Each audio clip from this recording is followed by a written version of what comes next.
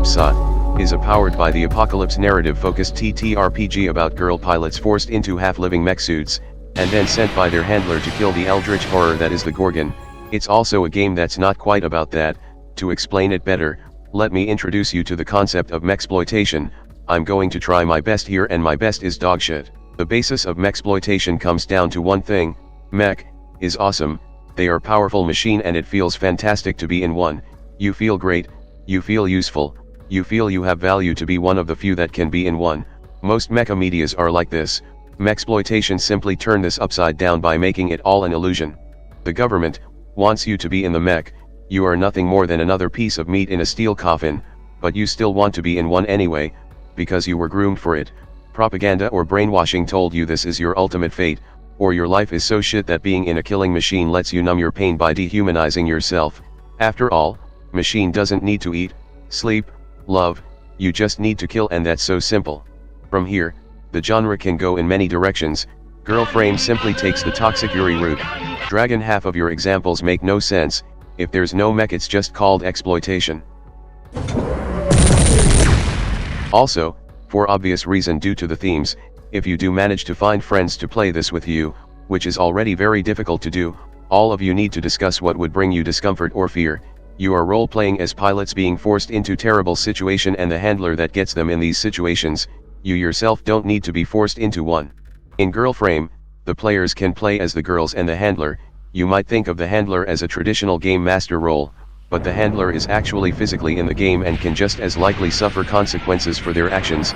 Instead, the whole party essentially partakes as the GM together, mostly in making the scenes, which hilariously might make the players feeling detached from their pilots as just characters in a play, which is helpful because they will be going through a lot of shits. To play the game, you want a bunch of d6, and to get anything done or perform a play, you roll 2 to get 1 out of 3 results, 11 or higher, 8 to 10, and 7 or lower.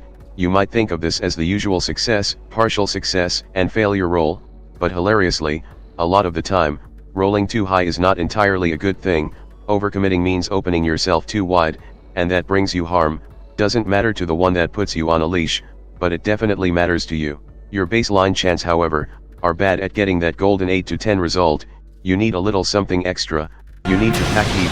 Heat is essentially how far you are pushing yourself or your frame. Each can be spent to add +1 to your roll, and you usually get them by marking your identities when you act in a way that reinforces them. You start with 4, dangerous, malfunctioning, programmed, and wired, so you are already off to a good start. But get too much heat, and you must spend it all, and that can bring you trouble. Another way to modify your result, involuntarily, is through tag. Tag is what others think of your girl, good or bad or really bad. After a roll, a player can mark your tag, bring up why it's relevant, and modify your result in either direction by 1, but if they do this to a marked tag, you may discard the tag completely, or embrace it to replace one of your previous identities, which is one way to do it. The other way to do it would be to, usual girl stuff. I mentioned the word mark a lot here. This essentially kept an identity from being used twice to generate heat. How does one unmark it then? Easy. Going off duty is one reliable way to do it. It even fixes a bunch of other things and etc. But depending on your circumstances, your pilot will have to talk with people they might not want to. There are other ways to unmark your identities, but they might not be as reliable. Flirting, deep diving into your frame, and going all out assault. All these involves opening yourself up, and they are just as likely to backfire. To protect yourself from possible harms, assets are here as a fancily named health point. You have 2 as pilots, girl assets and frame assets, that you can obtain to a max of 4 or 5, lose them all, and you will be rendered helpless or worse. Even when your frame is toasted, having some girl assets will possibly keep you alive. Enemies, especially hostile frames or Gorgon, often have their own assets too. You want to trade with all-out assault play to wear them down enough, then open up their core to end their existence. That's how you win a fight in a frame. There are other ways to do it, but that is the most reliable way, and that's one less Gorgon or threat to the government to worry about.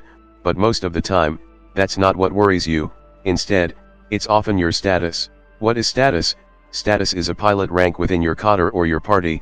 It starts with the handler at the highest and then followed by ace, wings, and the dog. Those higher rank than you can order you around. Ace also gets to have +1 permission, which is used to acquire either comfort for your girl or upgrade for your frame, while the dog will always get punished at the end of a mission, a penalty that can go from minor to devastating. Needless to say, nobody wants to stay as the dog. Unfortunately, it's easy to be the dog. Plenty of plays have a failure state of lowering your status, but at the same time, there's also plenty of ways to drag someone below you. Girl frame isn't just about toxic Yuri, it's also about crab bucket. Yet, despite this fucked up encouragement from the game system to tear each other down, you need heat to roll better, which means you have to open yourself up to each other or something no matter what. This, needless to say, will produce so much fantastic drama on its own. So, let's talk about making your own pilot. First, why specifically girl and why specifically lesbian? Simple, like every mecha story, it's all symbolism. Frame in girl frame is powered by emotion, and the most effective ways to do it here seems to be gay and not having daddy issue. In girl frame, your pilot is either a lesbian or soon to find themselves to be one.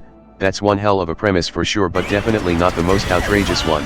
Other than your starting identities, you will also get to pick a girl playbook and frame playbook for extra plays and rules to roleplay with. Also, your pilot's government official pronoun is it/its, and your frame is she/her. You quite literally only be recognized as a girl and a person when you are useful to the Foundation, the governmental force that you are leashed to. The point doesn't get any more forward than that. In girl frame, you can play as the new girl that must adapt or die, the old gen with a lifetime of experience, the stimblist that solved problems by being high as hell, and the vat grown that's made for piloting and totally nothing else and more, while the frame you pilot can be the one that steals the star of the show, the one that literally eat anything including you, the one that's just a giant mobile base on legs, and the one that just fucks with someone's skull and more. These playbooks will give you additional plays or enhancement to basic play to reflect your characters or how you fight, bond to showcase your character's relationship with NPC or other girls, special acquisition to further enhance your frame in your own ways, assets which I have already explains, 2 for each type at the start, and of course, the spicy play, which obviously, something you need to discuss with your group, and is probably the primary contribution to people figuring out how to play this game solo.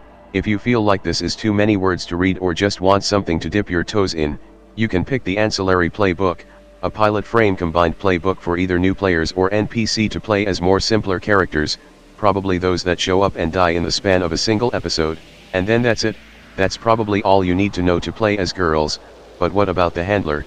Like I mentioned before, handler is not just a game master role, they are physically in the game, and they have rules to play. This section about the handler, I like it a lot, because it completely flips the narrative. Before this, the handler is shown to be this oppressive manipulator that makes the girl dance on her whim, and then you flip to this page and realize, the government is the one that's fucking everyone. The handler's real role is to be responsible for Quadrant 12, and despite how dysfunctional your pilots are, you need them more than you think, and keeping them alive and functional is very important. If anything, you will find your hands to be quite tied by power above you. As a handler you need to worry about 3 things. Did you think the Gorgon is the only problem around here? Haha no, this problem is called strains and they come in 3, void strain, rebellion strain, and budget strain. Each can be high or low depending on the circumstances, generating special events or problems after each off-duty, and can be lowered back down with the right condition. Void strain involves spawning Gorgon and infecting your girls with void. Rebellion strain causes cities to rebel, subvert character to the rebel side, and can even spawn rebel base, while budget strain makes you want to strangle the Foundation. Like seriously, there's a support frame that has no fucked up bullshit and is perfectly good at its job.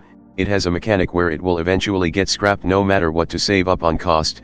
This to me is one of the top 10 funniest mechanic, and it perfectly illustrate how much fuck does the Foundation gives to pilot survivability.